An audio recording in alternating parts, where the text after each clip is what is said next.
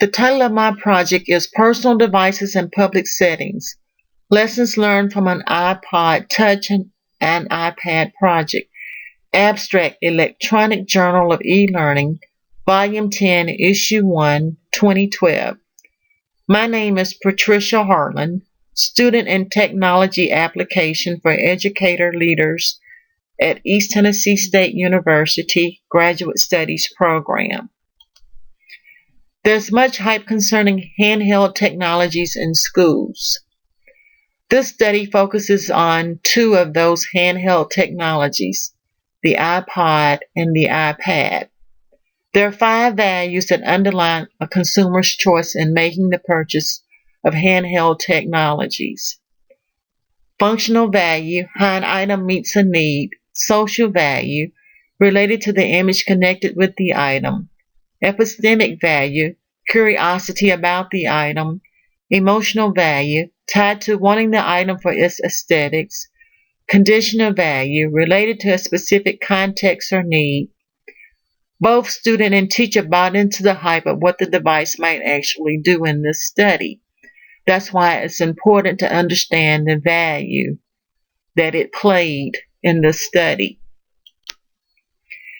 Handheld devices are popular all across this world. The background for this particular study was centered in a large urban Canadian school board.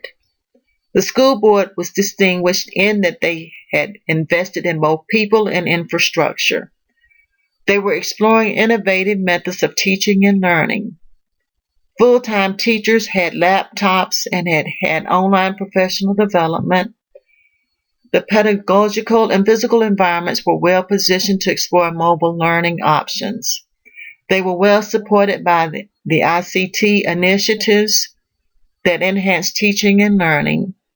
They had an ICT integrated team that included research collaborators that served as in both phases of the study. In phase 1 of the study, the device that was selected was the iPad. The users were a select group of 5 classrooms with teachers and students, and they were given the following items: a laptop, syncing cart, and a document camera. Teachers were provided a 2-month training session with the research team where they learned how to use the device before having to work one-on-one with students. They were given just-in-time professional development and had a strong support system there with the research collaborators. In phase 2, the iPad device was added along with 3 more additional classrooms.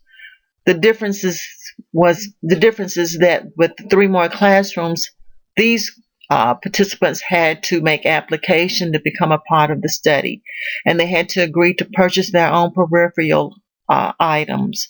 They were given the same professional development and support.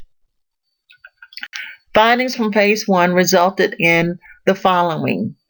61% of the users had never used a handheld device.